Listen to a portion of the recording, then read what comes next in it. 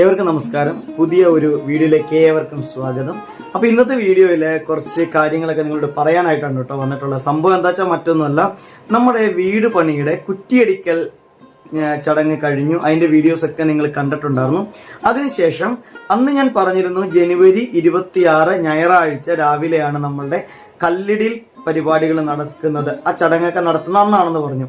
അപ്പോൾ ഇന്നിപ്പോൾ 25-ാം തീയതി രാത്രിയിലാണ് ഞാൻ ഈ വീഡിയോ എടുക്കുന്നത്. നാളെയാണ് നമ്മളുടെ വീടിൻ്റെ കല്ലിടിൽ ചടങ്ങ് നടക്കുന്നത്. നമ്മുടെ ജനുവരി 26-ാം തീയതി 9 മണിക്കും 9:30ക്കും ഇടയ്ക്കുള്ള സമയത്താണ് നമ്മൾ ആ ഒരു ചടങ്ങ് നടത്താനായിട്ട് ഉദ്ദേശിക്കുന്നത്. അപ്പോൾ എന്നോട് കുറേ ആൾക്കാർ ചോദിച്ചു, നിങ്ങൾ അതിന് എന്തൊക്കെയാണ് ചെയ്യുന്നത്, എങ്ങനെയൊക്കെയാണ് എന്നൊക്കെ ചോദിച്ചിരുന്നു.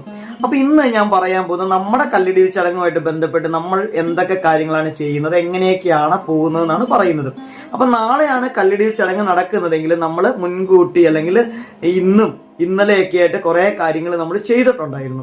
അപ്പോൾ വീട് പണിയാൻ പോകുന്നവരും വീട് പണി തുടങ്ങുന്നവരും അല്ലെങ്കിൽ അങ്ങനെയുള്ള ആൾക്കാർക്കൊക്കെ എങ്ങനെയാണ് ഈ കല്ലിടിൽ ചടങ്ങ് എങ്ങനെയാണ്, കുറ്റിയടിക്കൽ എങ്ങനെയാണ് എന്നുള്ള പല സംശയങ്ങളും പലർക്കും ഉണ്ടായിരിക്കും.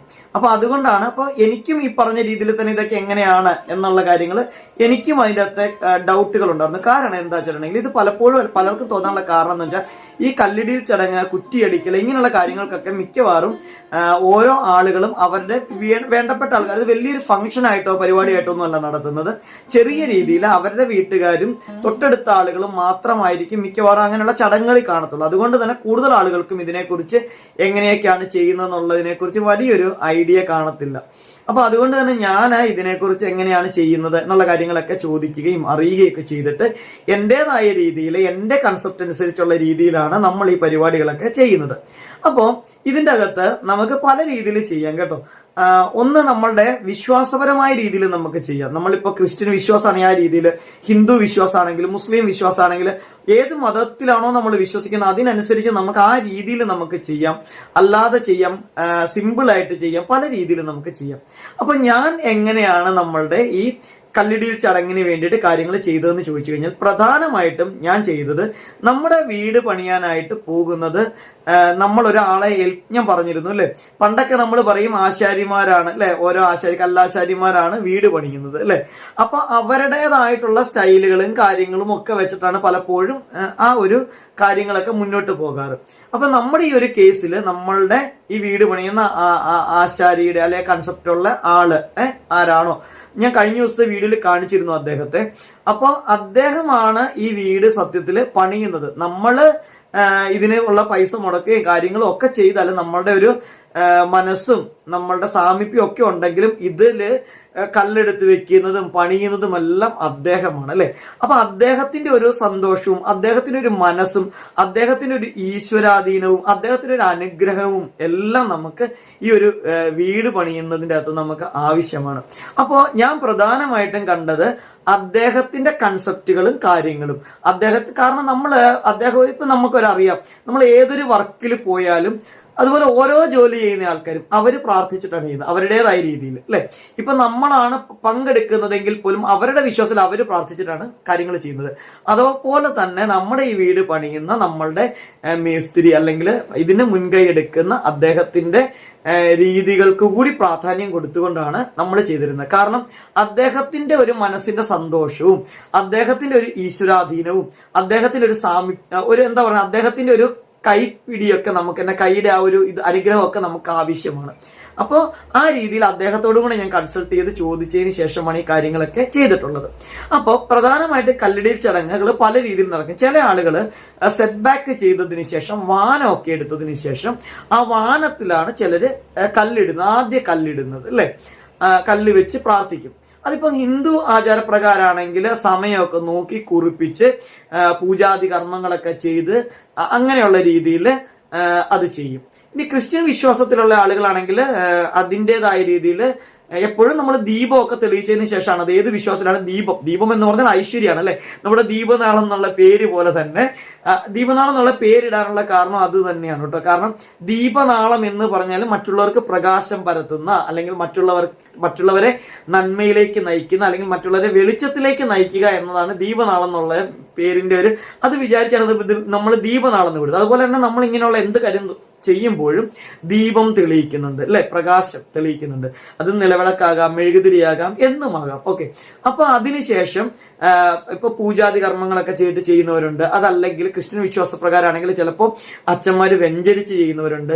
മുസ്ലിം ആയിട്ടുള്ള സഹോദരങ്ങളാണെങ്കിൽ അവർ അവരുടേതായ രീതിയിലുള്ള പുരോഹിതന്മാരൊക്കെ വന്നിട്ട് അങ്ങനെ ചെയ്യുന്ന കൺസെപ്റ്റുകളുണ്ട്. ഇനി നമുക്ക് അങ്ങനെ അവരെ കൊണ്ടുവന്ന് ചെയ്യാൻ പറ്റത്തില്ലെങ്കിൽ നമ്മൾ അവരുടെ പ്രാർത്ഥനകൾ ആവശ്യപ്പെട്ട് പ്രാർത്ഥിച്ച് അങ്ങനെ നമുക്ക് ചെയ്യാം. അങ്ങനെ പല രീതിയിൽ നമുക്ക് ഈ ഒരു കാര്യങ്ങൾ ചെയ്യാം. അത് ഓരോരുത്തർ മതപരമായ വിശ്വാസങ്ങൾ. അപ്പം ഞാൻ ചെയ്ത കാര്യങ്ങളിലേക്ക് കിടക്കാം. ഞാൻ ചെയ്തത്, നമ്മൾ കല്ല് എന്ന് പറയുന്നത് പലതരം കല്ലുകൾ ഉപയോഗിക്കാം കല്ലിടാനായിട്ട്. ഒന്നിൽ വെട്ടുകല്ല് ഉപയോഗിക്കാം, കരിങ്കല്ല് ഉപയോഗിക്കാം. ഇത് രണ്ടും നമുക്ക് ഏത് കല്ല് വേണമെങ്കിലും നമുക്ക് ഇതിലിടാം. അപ്പൊ ഞാൻ പറഞ്ഞു, വാനം ചിലർ മാനം കോരിയതിനു ശേഷം വാനത്തിലാണ് ഇടുന്നതെന്ന് പറഞ്ഞു. ഇനി ചില ആളുകളുണ്ട് വാനത്തിലല്ല, മറിച്ച് ഇതിന്റെ കന്നിമൂലയൊക്കെ കണ്ടിട്ട് ഒരു കോണുകളൊക്കെ ഉണ്ട് അല്ലെ. അപ്പൊ കന്നിമൂലയോട് അനുബന്ധിച്ചോ അതല്ലെങ്കിൽ ഈശാന കോണ് അങ്ങനെയൊക്കെ ഉള്ള കാര്യങ്ങളൊക്കെ നോക്കിയിട്ടും അതിന്റെ ഉള്ളിലായിട്ട് കല്ലിടും. ഓക്കെ, നമ്മുടെ റൂമിന്റെ ഉള്ളിൽ വരുന്ന രീതിയിൽ നമ്മൾ കല്ല് നമ്മൾ ഇടാറുണ്ട്.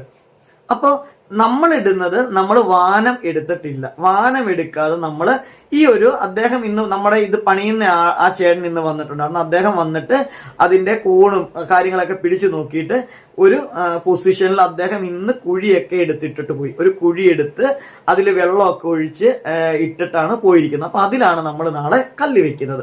അപ്പൊ ഞാൻ പറഞ്ഞ കരിങ്കല്ല് വെക്കാം, വെട്ടുകല്ല് വെക്കാം. അപ്പൊ വെട്ടുകല്ലിന്റെ കാര്യം പറഞ്ഞപ്പോൾ എന്റെ സ്കൂളിൽ ഒരു ടീച്ചർ എന്നോട് പറയുണ്ടായി, ഞങ്ങൾ വെട്ടുകല്ലാണ്, വെട്ടുകല്ല് എന്ന് പറഞ്ഞാൽ വളരുന്ന കല്ലെന്നാണ് വെട്ടുകല്ലിന് പറയുന്നത്, അതുകൊണ്ട് വെട്ടുകല്ലാണ് വെക്കുന്നതെന്ന് പറഞ്ഞു. ചിലർ കരിങ്കല്ല് വെക്കും. ഏത് കല്ലാണെങ്കിലും അതിനെ നമ്മൾ നമ്മൾ ആ ഒരു കൺസെപ്റ്റിൽ കണ്ടുകൊണ്ട് പ്രാർത്ഥിച്ചുകൊണ്ടാണ് നമ്മൾ ചെയ്യുന്നത്.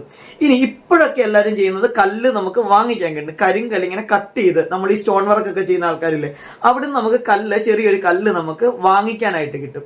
ഈ കല്ലിന്റെ ഒരു പ്രത്യേകത എന്താ വെച്ചിട്ടുണ്ടെങ്കിൽ, ഈ കല്ലിന് കുറെ പ്രത്യേകതകളുണ്ട് കേട്ടോ. ഒന്ന്, ഈ കല്ലിനൊരു അടപ്പുണ്ട്. അങ്ങനെയാണ് അവർ നമുക്ക് തരുന്നത്. ഒരു ഇഷ്ടികയുടെ കനത്തിലുള്ള ഒരു കല്ല്, ആ കല്ലിനൊരു അടപ്പ് പോലെയുണ്ട്, അതിങ്ങനെ തുറക്കാം നമുക്ക്.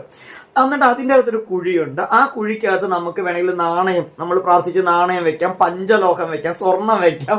അത് ഓരോരുത്തരുടെയും ഇതനുസരിച്ച് നമുക്ക് എന്തും അതിൻ്റെ അകത്ത് വെക്കാം. ഓക്കെ, എന്നിട്ട് എന്ത് ചെയ്യും, ഈ കല്ല് അടയ്ക്കും. ഓക്കെ, ഇത് അടയ്ക്കുക എന്ന് പറഞ്ഞാൽ അങ്ങനെ തിരിച്ചടയ്ക്കുന്നൊന്നുമില്ല, അടപ്പ് ചേർന്ന് വെക്കും. പക്ഷെ ഇത് സ്ലിപ്പായി ഇങ്ങനെ പോകാതിരിക്കാൻ വേണ്ടിയിട്ട് ഈ കല്ല് വെച്ച് സിമെന്റും കൂടെ വെച്ചിട്ടാണ് ഉറപ്പിക്കുന്നതാണ്. അപ്പൊ നമ്മുടെ എഞ്ചിനീയറും പറഞ്ഞു ഇപ്പൊ കൂടുതൽ ആളുകളും അങ്ങനെയാണ് ചെയ്യുന്നതെന്ന് പറഞ്ഞു. അപ്പൊ ഇതിനൊരു പ്രത്യേകത ഉണ്ട്. ഈ കല്ല് നമ്മൾ ഇങ്ങനെ വാങ്ങിക്കുന്ന കല്ല് വലിയ കരിങ്കല്ല് പോലത്തെ നമ്മൾ ഇടുന്ന ആ കല്ലല്ല, വെട്ടുകല്ലല്ല. അപ്പൊ ഈ കല്ല് നമുക്ക് ഇങ്ങനെ കൊണ്ടുപോകാൻ പറ്റും. അപ്പൊ നമുക്ക് എന്ത് ചെയ്യാന്നറിയോ, ഈ കല്ല് നമുക്ക് നമ്മളുടേതായ വിശ്വാസം അനുസരിച്ച് നമുക്ക് പള്ളിയിലാണെങ്കിൽ പള്ളിയിൽ എവിടെയാണോ നമുക്ക് അവിടെ കൊണ്ടുപോയി ഈ കല്ല് നമ്മളുടെ കൂടെ കൊണ്ടുപോയി നമുക്ക് പ്രാർത്ഥിച്ച്, നമുക്കിപ്പോ പള്ളിയിലൊക്കെ പോകുന്നവരാണെങ്കിൽ വെഞ്ചരിച്ച്, അല്ലെങ്കിൽ അമ്പലത്തിൽ പോകുന്നവരാണെങ്കിൽ അങ്ങനെ നമുക്ക് കല്ല് കൊണ്ടുപോയി നമുക്ക് ചെയ്തിട്ട് നമുക്ക് കൊണ്ടുവരാം. മനസ്സിലായില്ലേ? അപ്പൊ നമ്മളുടെ വിശ്വാസം അനുസരിച്ച് നമ്മുടെ മനസ്സിന്റെയും, കാരണം നമ്മൾ ഒത്തിരി പ്രാർത്ഥനയോട് കൂടിയാണ് നമ്മൾ ഈ കാര്യങ്ങളൊക്കെ ചെയ്യുന്നത്. ദൈവത്തിന്റെ അനുഗ്രഹം നമുക്ക് വേണം.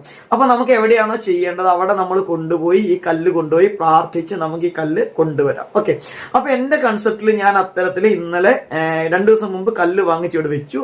ഇന്ന് നമ്മൾ എന്ത് ചെയ്തു, വീട്ടിൽ നിന്ന് കിണറ്റിലെ വെള്ളം ഉപയോഗിച്ചിട്ട് കല്ല് നന്നായിട്ട് വീണ്ടും ഒന്നുകൂടി കഴുകി ആ കല്ല് പ്രാർത്ഥിച്ച് നമ്മൾ ആ കല്ല് കൊണ്ടുവരികയാണ് ചെയ്യുന്നത്. ഒന്ന്, പിന്നെ ചെയ്യുന്ന കാര്യങ്ങൾ എന്താ വെച്ചിട്ടുണ്ടെങ്കിൽ, ഇതിന്റെ പ്രധാന ചടങ്ങുകൾ എന്ന് പറഞ്ഞിട്ടുണ്ടെങ്കിൽ, നമ്മൾ ഈ പണിയുന്ന ആശാരി അല്ലെങ്കിൽ മേസ്തിരി എന്ന് പറയുന്ന ആളുണ്ടല്ലോ, അദ്ദേഹത്തിന് നമ്മൾ ദക്ഷിണ കൊടുക്കുക എന്ന് പറയുന്ന ഒരു ചടങ്ങുണ്ട്. അത് നമുക്ക് പണവും നാണയവും കൂടിയാണ് നമ്മൾ കൊടുക്കുന്നത്. അപ്പൊ നമുക്കത് നമ്മളുടെ ഇതനുസരിച്ച് നമുക്ക് വെറ്റിലയിലും അടക്കയിലും വേണമെങ്കിൽ കൊടുക്കാം. ഇനി അതല്ല നമുക്ക് പൈസയും നാണയവുമായിട്ട് നമുക്ക് കൊടുക്കാം. അത് നമ്മുടെ കൺസെപ്റ്റ് അനുസരിച്ച് നമുക്ക് അങ്ങനെ ദക്ഷിണ കൊടുക്കാം.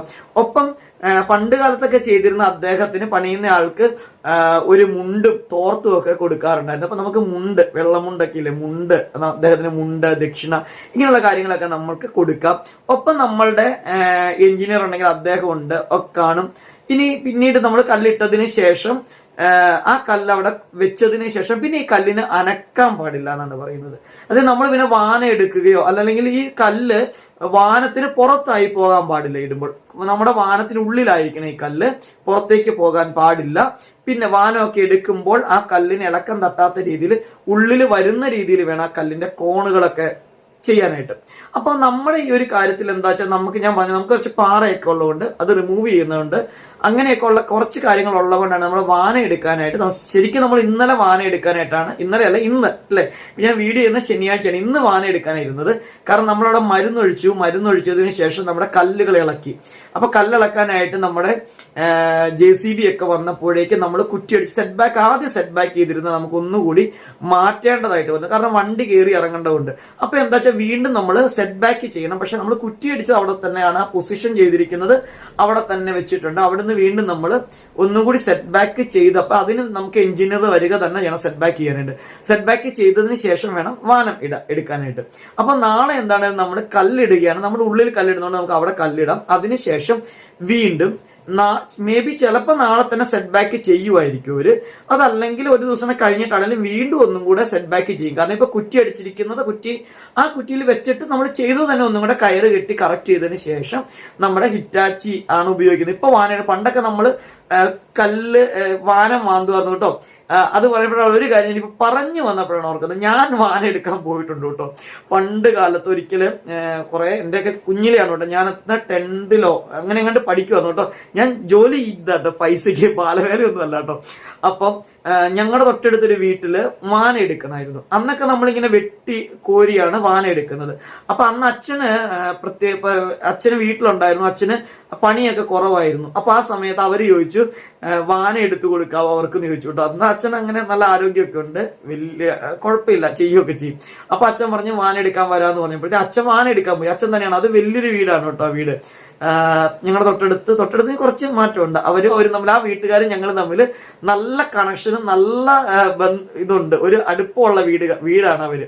അപ്പൊ അതുകൊണ്ടാണ് ചോദിച്ചത് വാന എടുക്കാന്ന് ചോദിച്ചത്. അപ്പൊ അച്ഛൻ വാന എടുക്കാൻ പോയി. ഞാനും അച്ഛൻ്റെ കൂടെ പോയി. അപ്പൊ ഞാനും അച്ഛൻ്റെ കൂടെ പോയിട്ട് ഞാനും വാന എടുത്തു കേട്ടോ. എനിക്ക് പറ്റുന്ന രീതിയിൽ വാന എടുത്തു. അന്ന് എനിക്കും പൈസയും കിട്ടിട്ടോ വാന എടുക്കുന്നതിനും വാന എടുത്തതിന്. അതൊരു പണിയുടെ കാര്യമാണ് കേട്ടോ പറഞ്ഞത്, വാന എടുത്തത്. ഓക്കെ, അത് പോട്ടെ. അപ്പൊ അന്ന് അങ്ങനെയാണ് വാന എടുത്തെങ്കിൽ ഇന്ന് ഹിറ്റാച്ചി കൊണ്ടുവന്നു കഴിഞ്ഞാൽ നിമിഷ നേരം കൊണ്ട് വാന എടുക്കാം. അപ്പൊ അന്ന് കുറച്ച് ദിവസം വേണം വാന എടുക്കാൻ.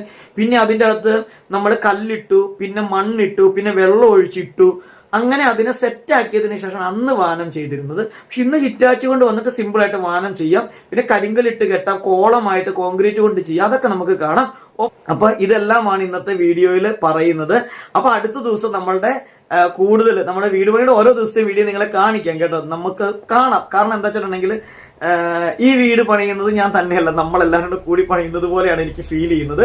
കാരണം നാളെ ഇപ്പൊ നമുക്ക് കല്ലിടൽ ചടങ്ങിന് വരാനായിട്ടെന്ന് പറഞ്ഞാൽ നമുക്ക് ഒത്തിരി ആളുകളൊന്നുമില്ല. ഞാനുണ്ട്, അമ്മയുണ്ട്, അച്ഛനുണ്ട്, പിന്നെ എൻ്റെ 1-2 ഫ്രണ്ട്സ് ഉണ്ട്, 1-2 റിലേറ്റീവ്സ് ഉണ്ട്.